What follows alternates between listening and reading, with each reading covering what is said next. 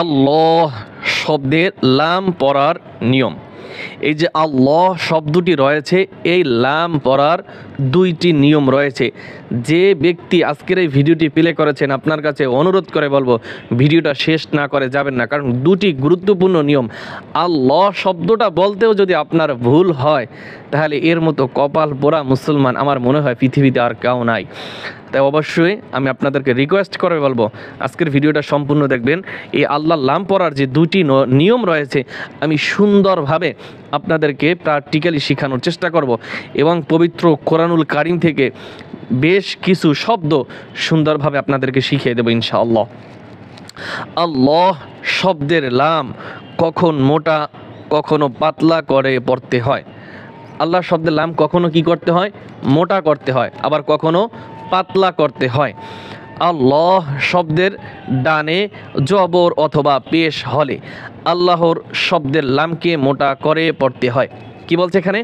আল্লাহ শব্দের লামের ডানে, আল্লাহ শব্দের লামের ডানে অথবা আগে যদি জবর অথবা পেশ থাকে, তাহলে কি হয়? যখন আপনাদেরকে প্র্যাকটিক্যালি দেখবো তখন সুন্দরভাবে পারবেন।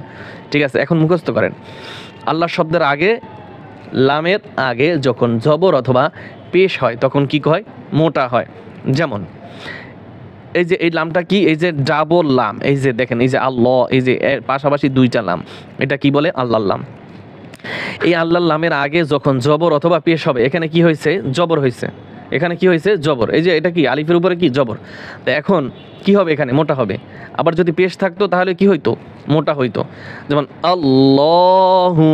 আর আপনি যদি ভুল করেন আল্লাহ, আল্লাহ, আল্লাহ তো বলা যাবে না, আল্লাহু, আল্লাহু। আবার এই যে দোয়া কুনুতের ভিতরে আছে আল্লাহুম্মা, এখন আপনি যদি বলেন আল্লাহুম্মা, হবে না। কি করতে হবে? এই যে আল্লাহর লামের আগে হামজার উপরে কি আছে?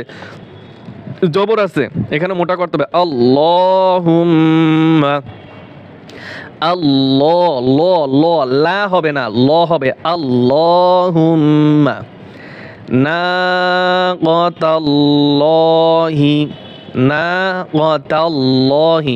এখন আপনি যদি ভুল করেন লা, নাকাতাল্লাহি, লা বলা যাবে না, ল বলতে হবে। নাকাতাল্লাহি। কালামুল্লাহ, কালামুল, এখানে আল্লাহর লামের আগে কি আসছে? পেশ আসছে। বলাই হয়েছে জবর অথবা পেশ থাকলে মোটা হবে।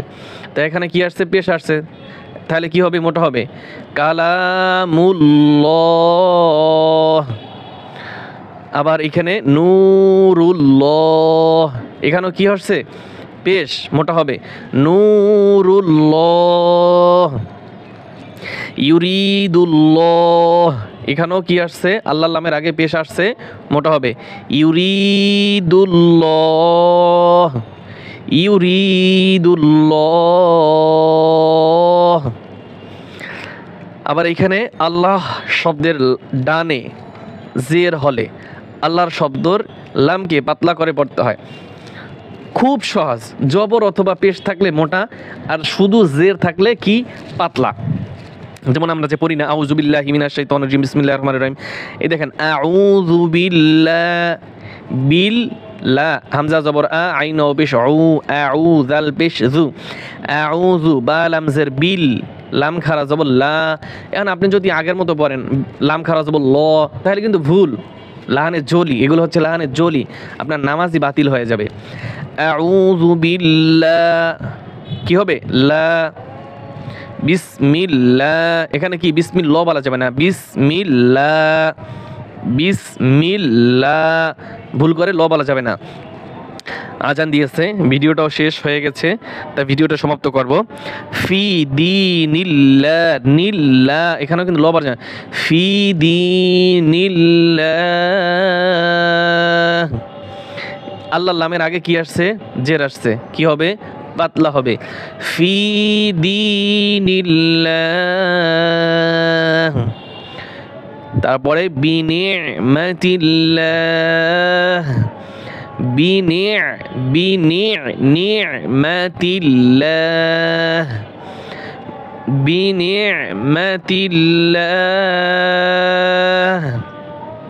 বিনিমাতিল্লাহ, বিনি'মাতিল্লাহ। তা আল্লাহ আমাদের সকল ভাইকে এই পবিত্র কোরআনুল কারীম সহি শুদ্ধভাবে পড়ার তৌফিক দান করুন, আমিন। আসসালামু আলাইকুম ওয়া রাহমাতুল্লাহ।